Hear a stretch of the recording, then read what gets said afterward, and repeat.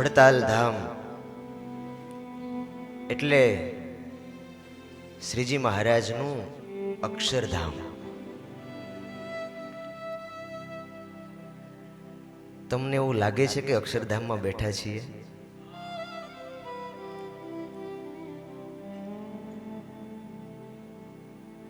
કણકણ મંદિર આ માટીનું, રજરજમાં ભગવાન છે.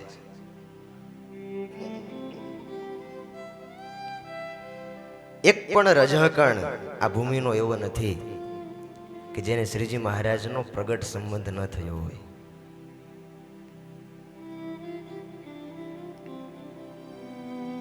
જગતની અંદર બધું જ નાશવંત છે, કોઈ વસ્તુ શાશ્વત નથી. પણ શાસ્ત્રીય મત એવું કહે છે કે ત્રણ વસ્તુ એનો ક્યારેય નાશ થતો નથી. એક તો ભગવાનની મૂર્તિ પ્રલય પહેલા પણ હતી, સૃષ્ટિ સર્જન વખતે પણ છે, અને આ બ્રહ્માંડનો આત્યંતિક પ્રલય થશે તો એ ભગવાનની મૂર્તિ તો અખંડ છે. પેલી ભગવાનની મૂર્તિ અને બીજું ભગવાનનું ધામ એ નિત્ય છે, શાશ્વત છે. અને ત્રીજું છે ભગવાનના ધામમાં રહેલા મુક્તો. એને ક્યારેય કાળ નાશ કરી શકતો નથી, અને બાકી ગમે તેટલું હોય એને ક્યારેય કાળ છોડતો નથી. બધી જ જગ્યાએ વિકાર છે, અને જ્યાં વિકાર છે ત્યાં સંહાર છે.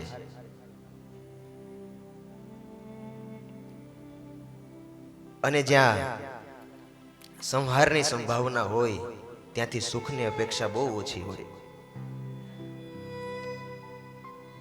જ્યાં સુધી કાળની હદ છે, એક દિવસે દુઃખદાયી નીવડશે, પણ કાળની હદની બહાર પહોંચી અને ત્યાં આસક્તિ કરીએ તો આપણું એ હેત ક્યારેય ફેલ જાય નહીં. ત્યારે આજે હું અને તમે ભાગ્યશાળી છીએ જ્યાં કાળની હદ લાગુ નથી પડતી. બ્રહ્માંડના આત્યંતિક પ્રલયે પણ જે ધામનો મહિમા અક્ષુણ રહેવાનો છે એવા વડતાલ ધામમાં આજે હું અને તમે બેઠા છીએ. ભગવાનનું ધામ. પૂજ્ય મહંત સ્વામી કહે એ ભૂમિ નથી, એ ભૂમિકા છે. કામ ક્રોધ દોષો વિકારો નાશ થાય એ જ ભગવાનનું ધામ છે. મહારાજ કહે અમને આ સભા દેખાતી નથી, આ સભા તો અક્ષરધામનું મધ્ય છે. ગઈકાલની કથાઓ એનું આપણે સ્મરણ કરીએ. જેના હાથે સમગ્ર વિશ્વનો પાયો નખાય છે એવા વિશ્વેશ્વર ભગવાન શ્રી હરિએ સંવત 1878 ચૈત્ર સુધી 13ના દિવસે અહીંયા ખાત મુહૂર્ત કર્યું છે, શિલાન્યાસ કર્યો છે.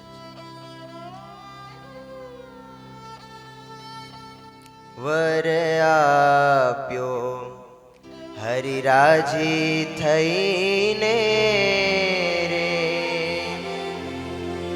મંદિર થશે. ગઈકાલે સાંભળેલું ને, જોબન પગીએ મહારાજને પ્રાર્થના કરી કે મહારાજ વડતાલ અમદાવાદ જેવું મંદિર બનાવ્યું છે એવું વડતાલ બનાવો. શ્રીનગર થી જેવું કરું તેવું કરો મહારાજ, પ્રભુ તેવું કરો મહારાજ. અને મહારાજ રાજી થયા. જોબન બગીને શ્રીજી મહારાજે વરદાન આપ્યું. કેવું વરદાન આપ્યું? વર આપ્યો હરિરાજી થઈને, મંદિર થાશે નિરધાર, મોટું મંદિર થાશે નિરધાર, રાજધાની મારી ગણાશે રે, ગુણ એના ખૂબ ગવાશે રે. જોબન ભગી વડતાલમાં તો એવું મંદિર કરીશું, એવા મોટા પાયા નાખીશું કે સારા એ વિશ્વમાં સ્વામિનારાયણ સંપ્રદાયની રાજધાની આ વડતાલ મંદિર ગણાશે.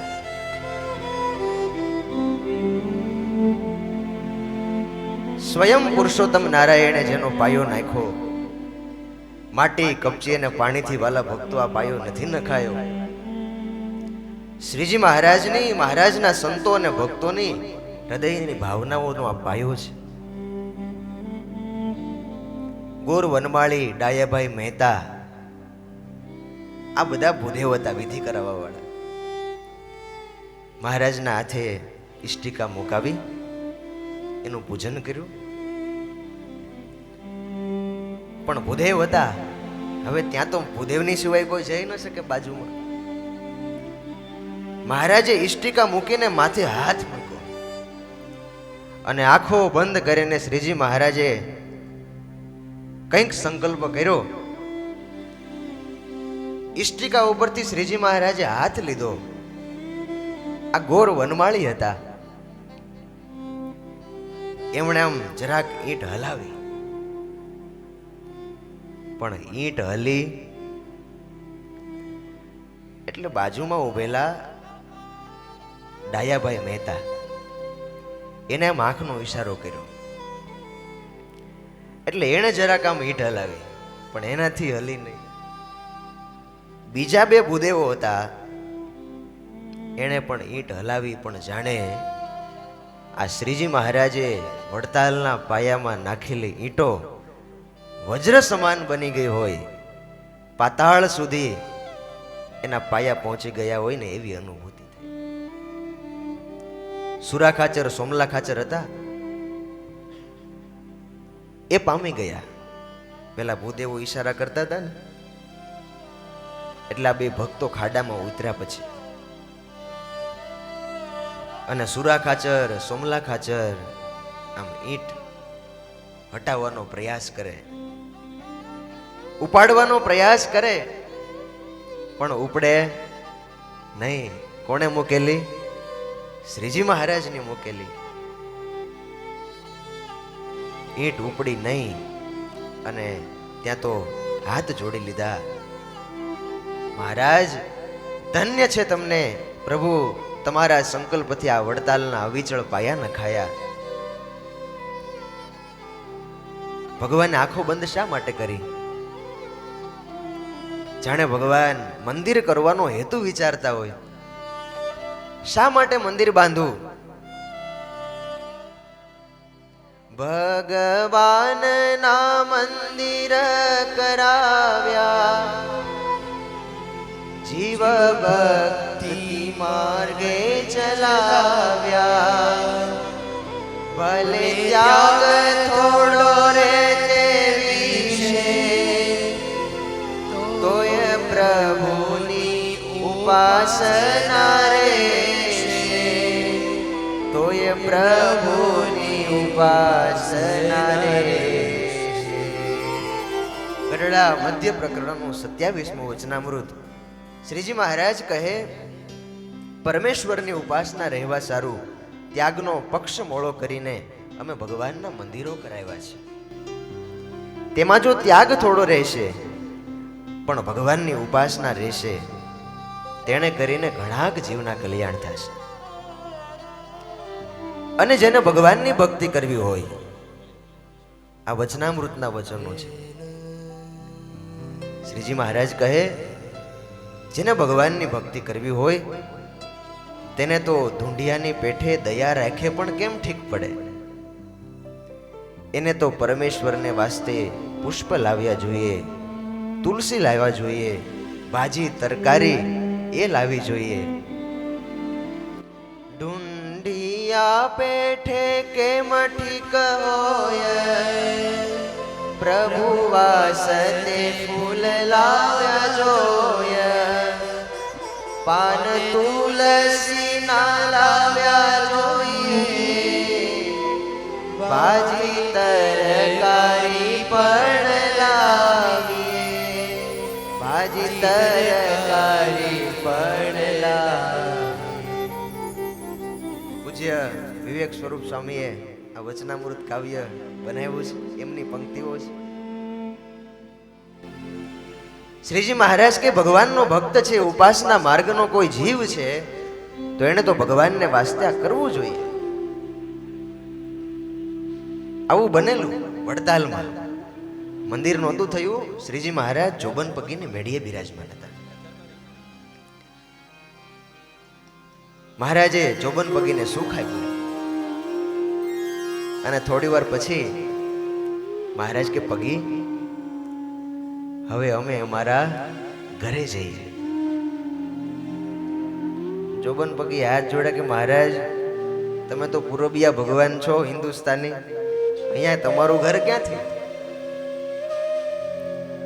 મહારાજ કે સુરા બાપુ, જોબન પગી બધા ભક્તો હતા, તમારે ઘર છે તો અમારે ઘર ન હોય તો મહારાજ લઈ જાઓ, ચાલો.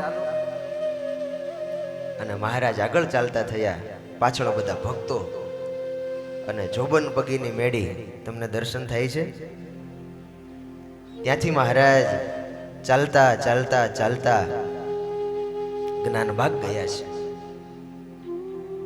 ઉગમણી કોરનો આંબલો, અને એ આંબલાની નીચે સંતોની સભા ભરાઈને બેઠેલી.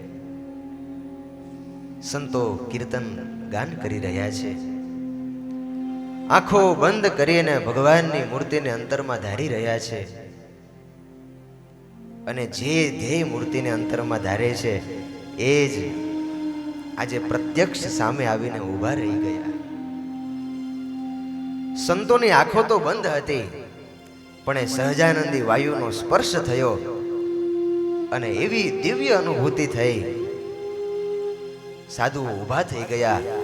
શ્રીજી મહારાજને માટે 5 ચરિત્ર ગ્રંથમાં લખ્યું છે, 5 ધાબળી ઉપરા ઉપર પાથરી દીધી અને મહારાજ એની ઉપર બેઠા છે. ગોપાળાનંદ સ્વામી, મુક્તાનંદ સ્વામી, નિત્યાનંદ સ્વામી, બ્રહ્માનંદ સ્વામી આદિ સંતો પણ બેઠા છે.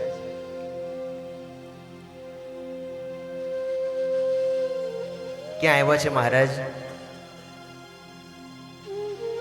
જોબન પગી શું કીધું તું મહારાજને? તમારું ઘર બતાવો. નાહમ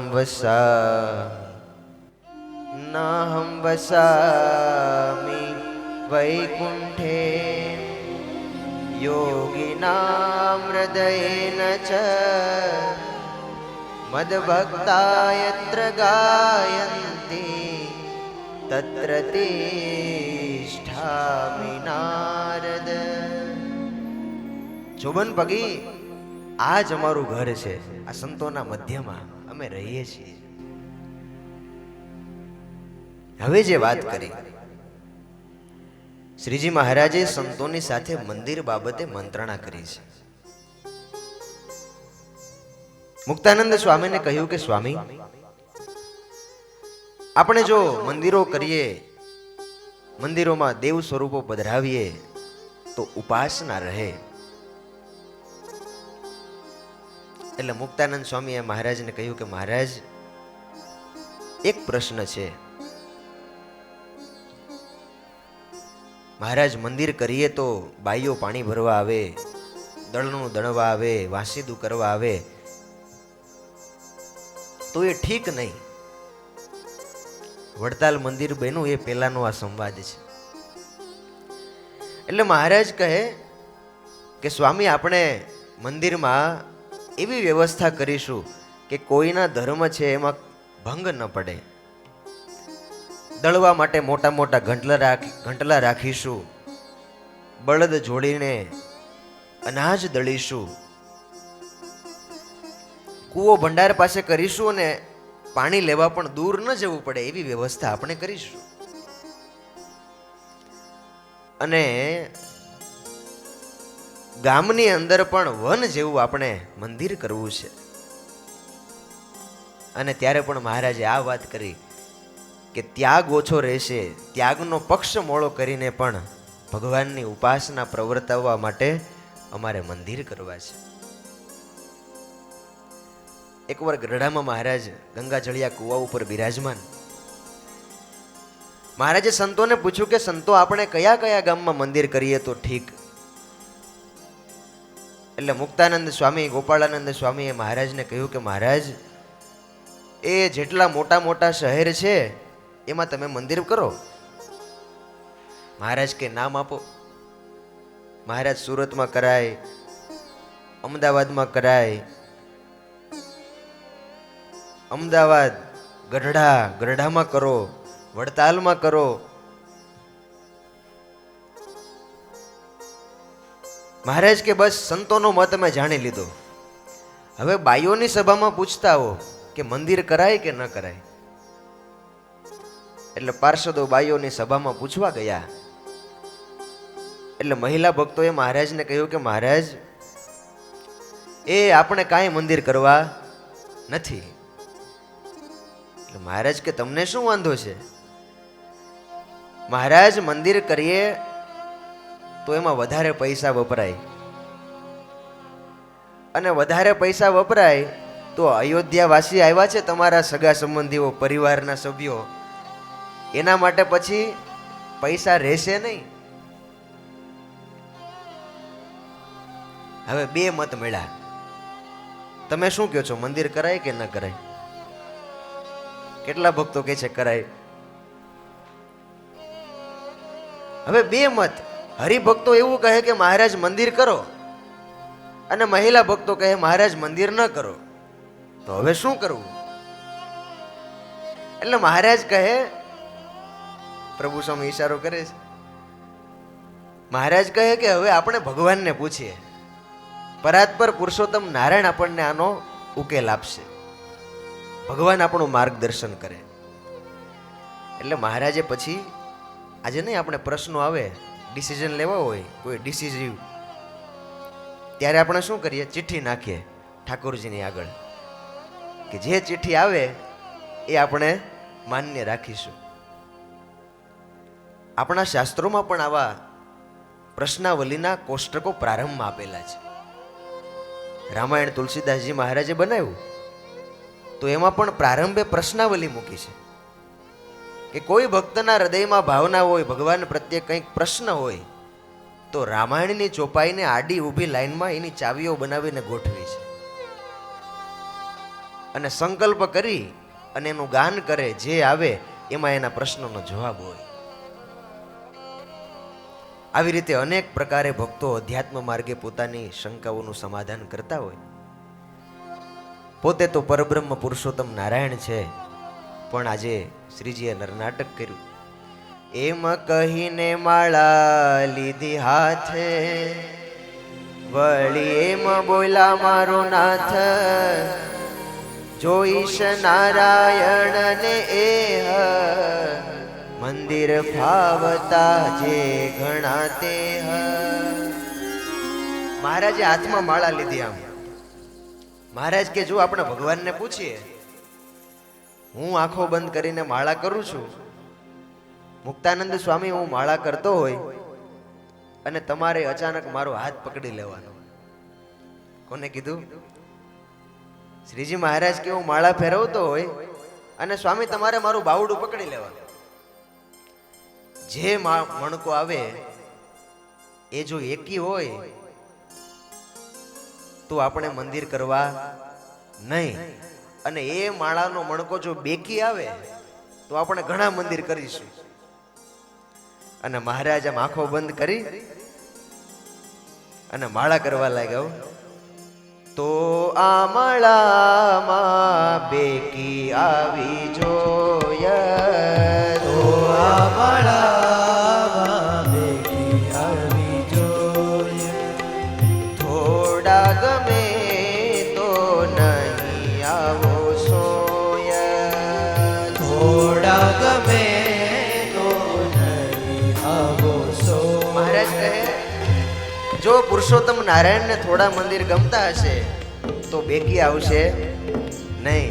અને આમ મહારાજ એક એક મણકો મૂકતા ગયા અને મુક્તાનંદ સ્વામીએ અડધી માળાએ બાવડું પકડી લીધું. મેરુથી ગણતરી શરૂ કરી 1 2 3 4 5 એકી આવશે કે બેકી? શું થયું?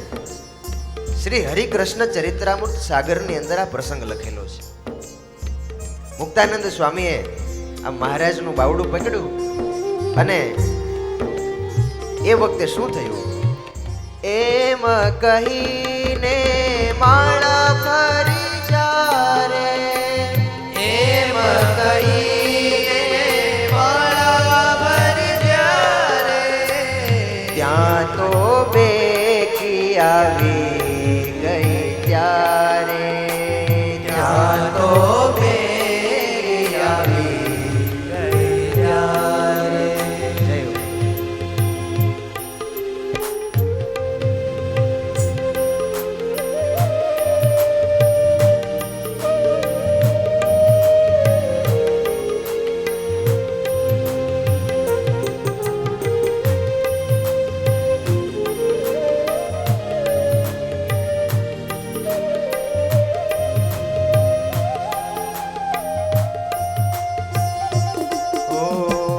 ત્યારે મહારાજ કહે બેકી ભાવી, ત્યારે મહારાજ કહે બેકી ભાવી, નારાયણ ને વસ્તી બહુ ભાવી, નારાયણ ને વસ્તી બહુ આવી, તેમાં હરિ કહે આપણું શું જાય, તેમાં હરિ કહે આપણું શું ખાય, મરને ગામો ગામ મંદિર થાય, મરને ગામો ગામ મંદિર થાય, મરને ગામો ગામ મંદિર થાય, મરને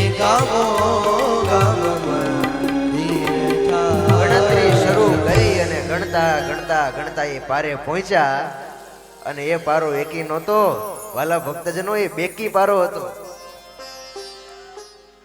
મહારાજ કે મરને મંદિર ગામો ગામ થાય, નારાયણને વસ્તુ બહુ ભાવે, વસ્તી બહુ ભાવે, ભગવાનને વસ્તીમાં રહેવાનો સંકલ્પ છે. અને વાલા ભક્તજનો એ 250 વર્ષ પહેલા એ બેકી પારો મૂક્યો મહારાજે, એ બેકી પારો હજી ચાલે છે.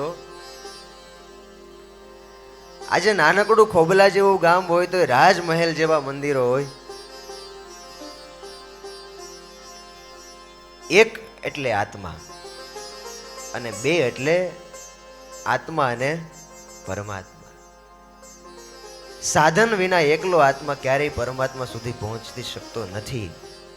પણ જ્યારે બે થાય, આત્મા એ પોતાના તરફથી પ્રયાસ કરે અને પરમાત્મા અર્ચા સ્વરૂપે સામે પધારે, ત્યારે એને મોક્ષનો માર્ગ ખુલ્લો થાય.